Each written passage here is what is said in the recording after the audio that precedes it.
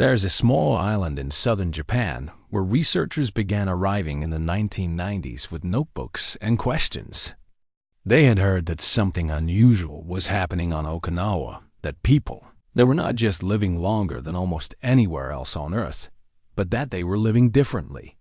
The elderly were still tending gardens, still walking to market, still gathering with neighbors for meals that stretched into the evening. The researchers expected to find a secret, a supplement, a single answer. What they found instead was a pattern.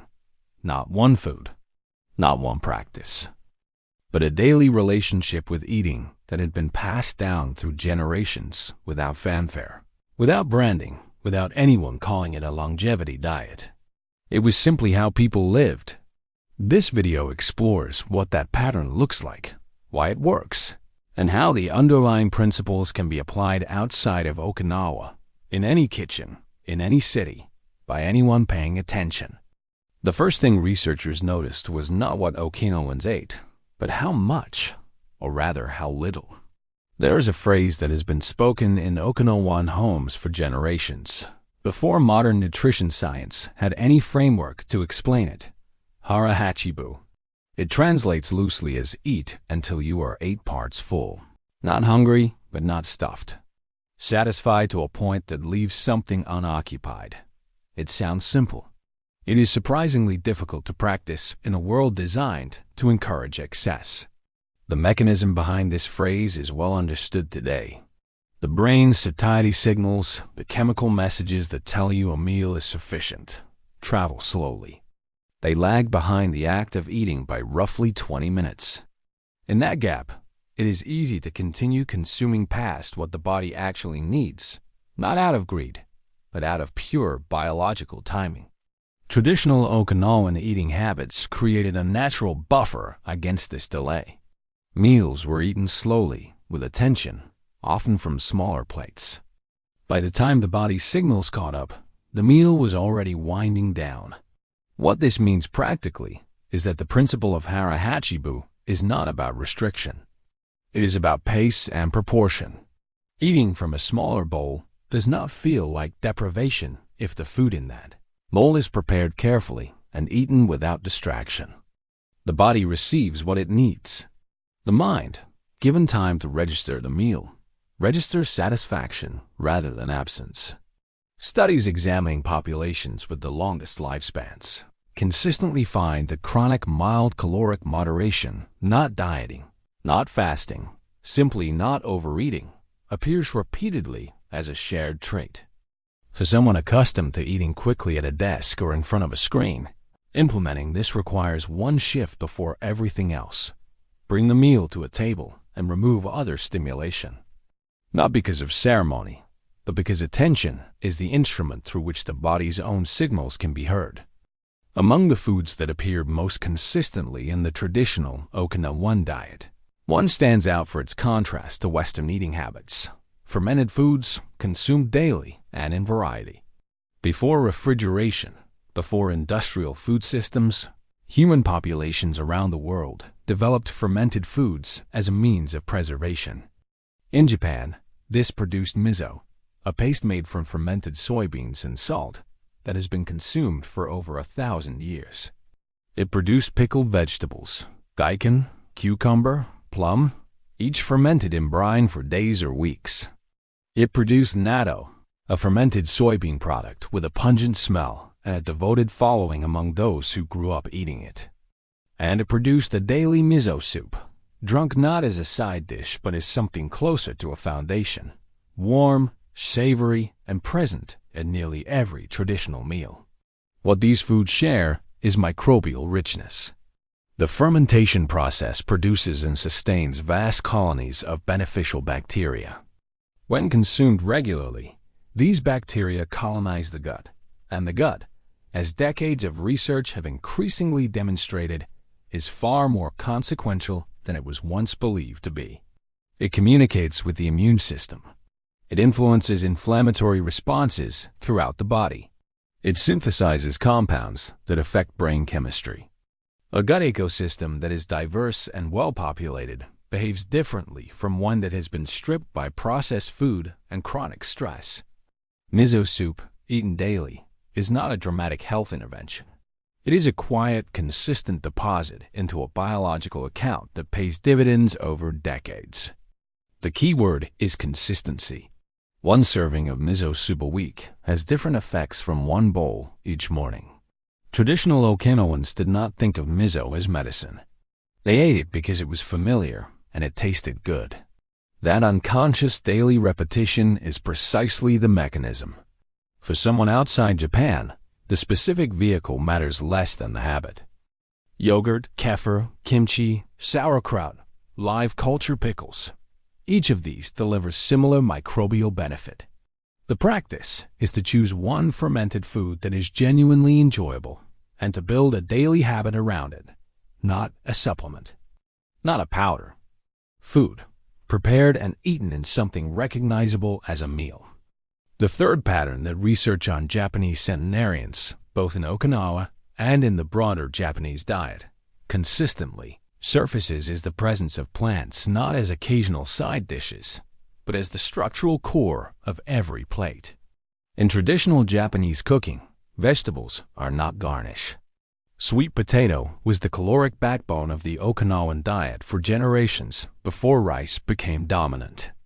Bitter melon, called goya in the local dialect, appeared in stir-fries and soups. Seaweed was eaten daily, kombu in broths, wakame in salads, hijiki in side dishes, each variety delivering minerals that land-based vegetables rarely contain. Tofu and other soy products contributed protein without the saturated fats prevalent in meat-heavy diets. The result was a plate that was colorful almost by default, varied across seasons, and built primarily from plant sources without any ideological commitment to vegetarianism. The science behind this pattern connects to what researchers call phytonutrients, compounds produced by plants that have no direct caloric value, but that interact beneficially with human biology in dozens of ways. They reduce oxidative stress. They modulate inflammatory pathways. They support cellular repair mechanisms. A diet rich in varied plant foods delivers these compounds in combinations that no supplement has yet been able to replicate, in part because the combinations themselves appear to be part of the mechanism.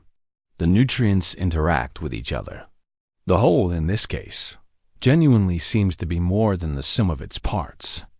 Seaweed deserves particular attention because it is absent from most non-Asian diets and because its nutritional profile is distinctive. It is one of the few dietary sources of iodine, essential for thyroid function. It contains fucoidins, sulfated polysaccharides with properties that researchers have been studying for years in relation to immune function and cellular aging. Japanese populations, including centenarians, consume seaweed in forms ranging from dried strips added to soups to fresh preparations served alongside fish. The practical application here does not require a wholesale dietary overhaul. It requires a shift in proportion. If the current plate is built around a protein at the center with vegetables filling the remainder, the exercise is to reverse that ratio. Build a plate from vegetables first. Add a portion of legumes or tofu. Keep fish or meat as an accent rather than a centerpiece. This is not deprivation. It is reallocation.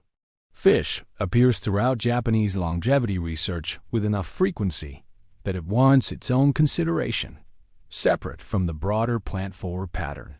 Japan has one of the highest per capita rates of fish consumption in the world. Fatty fish in particular, mackerel, sardine, salmon, yellowtail, contain omega-3 fatty acids that have been studied extensively in relation to cardiovascular health, brain function, and systemic inflammation. These are not fish served occasionally at a special meal. They are the protein infrastructure of daily eating, prepared simply, grilled, simmered in broth, served with rice and miso soup, in a tradition that treats fish not as luxury but as staple. The difference between a population that eats fatty fish twice a week and one that eats it twice a month accumulates over decades into measurable cardiovascular differences. arterial flexibility, blood pressure profiles, the persistence of cognitive function into advanced age. These are not dramatic overnight shifts. They are the compound result of thousands of ordinary meals. There is also something worth noting in the way fish is prepared in traditional Japanese cooking. It is rarely battered, fried in heavy oil, or covered in calorie-dense sauce. A grilled mackerel fillet with grated daikon radish and a squeeze of citrus is the entirety of the dish. The preparation allows the fish itself, its fats, its proteins, its minerals, to be the point. Simplicity of preparation is not a stylistic preference. It is a nutritional decision, even when made without any nutritional thinking behind it. For those who find fish inaccessible, expensive, or unpalatable, walnuts, flaxseed, and chia seeds offer plant-based omega-3 fatty acids. Though researchers note that the conversion of plant-based omega-3 into the forms most active in human biology is less efficient than direct consumption from fish.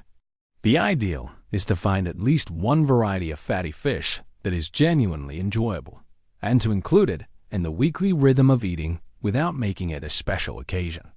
All of these foods, fermented, plant-based, rich in marine fats, share a characteristic that is easy to overlook.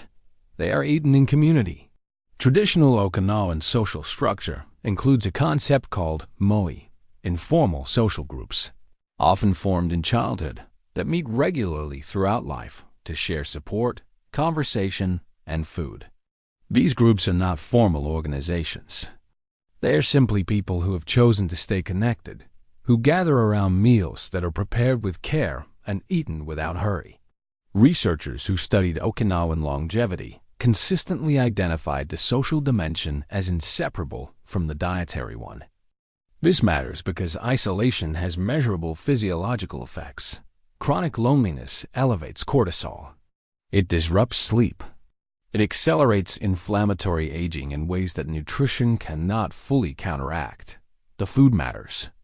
The company in which it is eaten may matter equally. This is perhaps the hardest element to adapt for those living in modern cities where eating alone is common and shared meals are scheduled as events rather than daily defaults. But the principle is translatable. A meal eaten with genuine attention, without screens, without work, in the presence of another person, functions differently in the body than the same meal consumed in distraction.